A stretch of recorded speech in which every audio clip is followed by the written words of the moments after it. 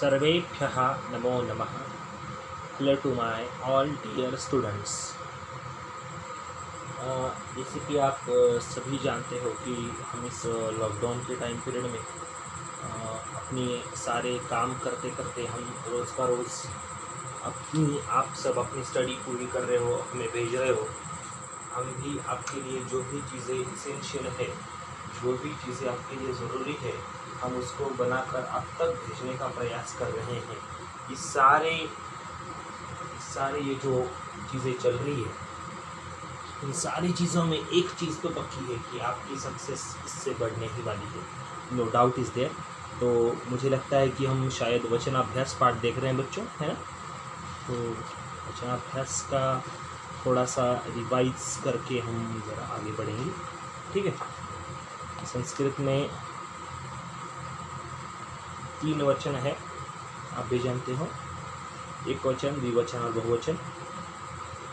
एक वचन एकः बालकः पुल्लिंग में, स्त्रीलिंग में एका बालिका, और नपुंसकलिंग में एकम पुष्पम। इस तरह से बालकः बालिका पुष्पम एक हो तो, लेकिन 2 हो तो बालक, 2 हो तो बालकौ, बालिके 2 हो तो बालिके, और पुष्पे 2 हो तो पुष्प है, और नपुंसकलिंग पद है और 2 है तो पुष्पे आएगा बच्चों, ठीक है।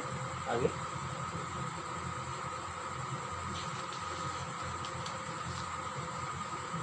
इसका हमने पूरा अध्ययन किया है, आप भी जानते हो। आज हमें इससे आगे बढ़ना है, ठीक है। बहुवचन में बालकाः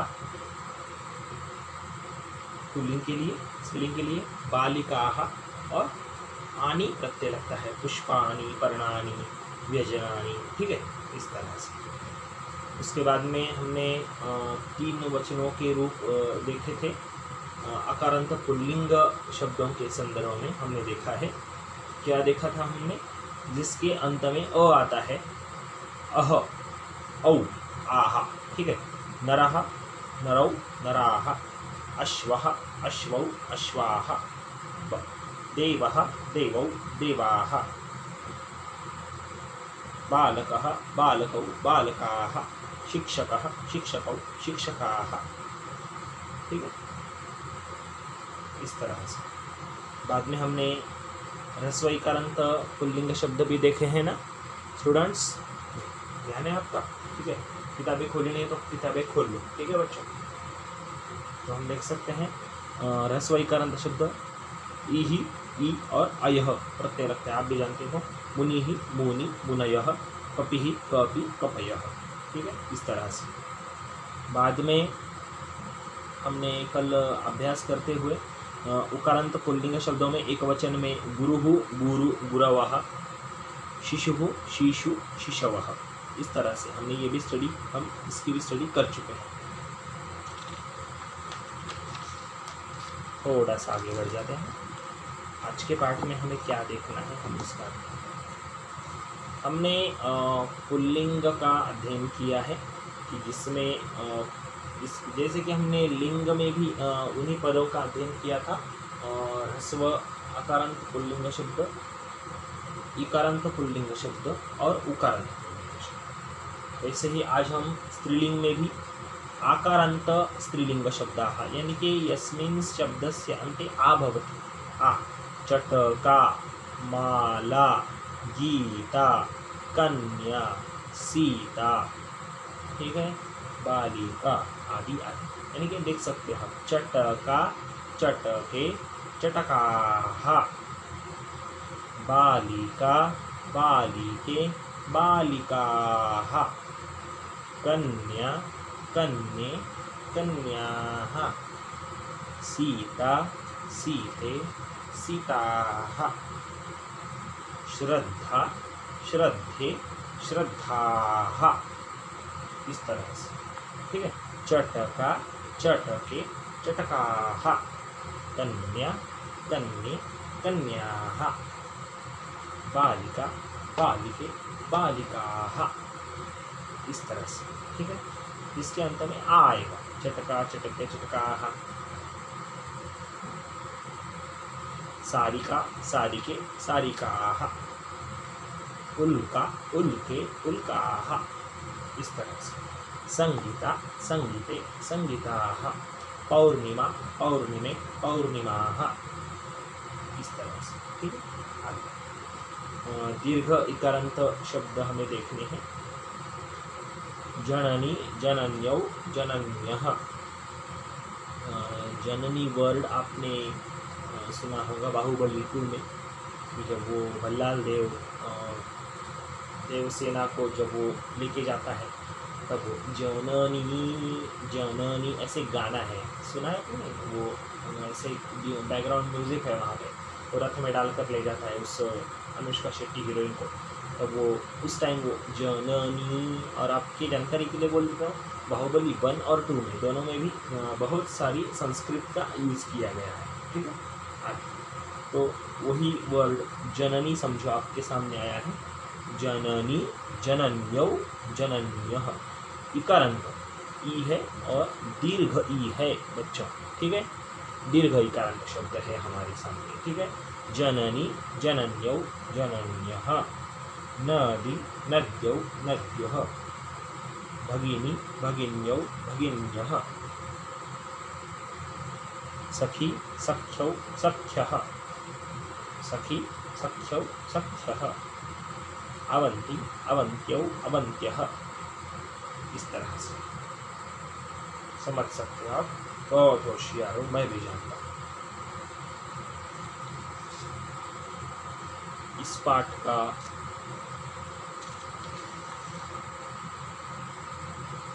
अंतिम चरम बिंदु अकारांत नपुंसकलिंग शब्दाः।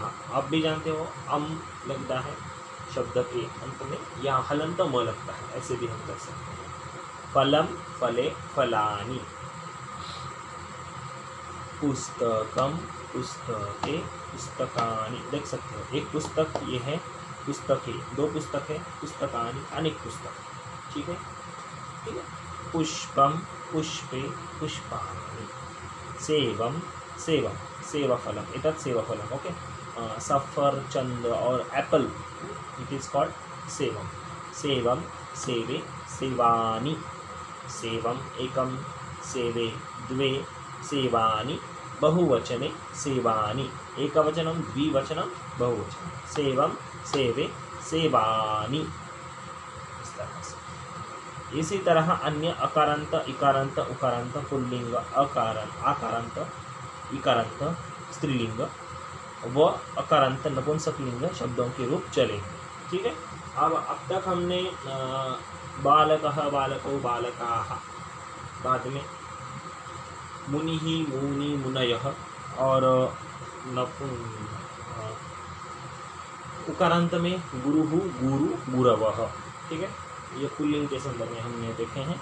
स्त्रीलिंग के संदर्भ में हमने माला माले मालाः, आज ही हमने पढ़ा है।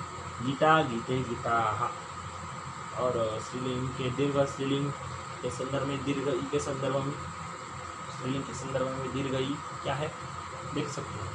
नदी नद्यौ नद्यः, जननी जनन्यौ जनन्यः, इसी तरह से ये स्त्रीलिंग के रूप चलेंगे। और नपुंसकलिंग में अकारांत कि जो अ से जिस शब्दों के अंत में नपुंसकलिंग होते हैं, जिस शब्द के अंत में अ होता है उसे हम अकारांत नपुंसकलिंग शब्द कहते हैं। ठीक है, तो थोड़ा सा रिवाइज करेंगे, और उसके रिवाइज करने से पहले ये कुछ क्वेश्चंस है यहाँ पे हम सॉल्व कर देंगे। ठीक है, आकारांत स्त्रीलिंग शब्द है, कौन सा है? चटकाः है या कपिः है? सोचो, कपिः कपि कपयः होगा क्या? आ से खत्म होता है क्या कपि? नहीं, चटका चटके चटकाः, तो आंसर क्या होगा इसका? चटकाः। ठीक है बच्चों, आगे इकारांत पुल्लिंग शब्द है, कौन सा है? गुरु हो या मुनि है, जिसके अंत में ह्रस्व ई है? सोचो सोचो सोचो सोचो सोचो सोचो, इकारांत पुल्लिंग शब्द मुनि ही। ठीक है, अश्वः शब्द अकारांत है या इकारांत है? अश्वः शब्द, ये क्वेश्चन। ओके, अश्वः शब्द अकारांत है। ठीक है, सखी शब्द दीर्घ ई है, तो कौन सा होगा?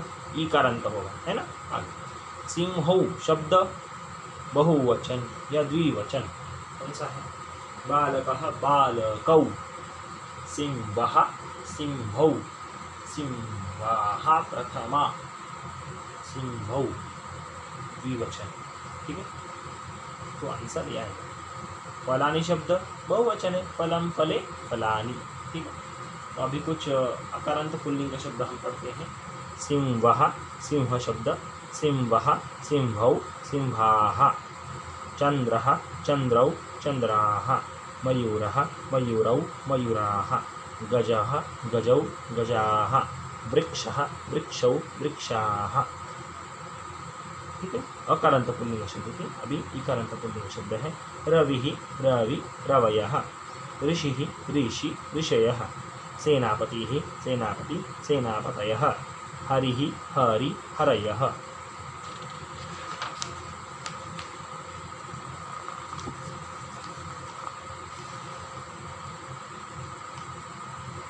उकारांत पुल्लिंग शब्द जिसके अंत में उ आया है, ठीक है।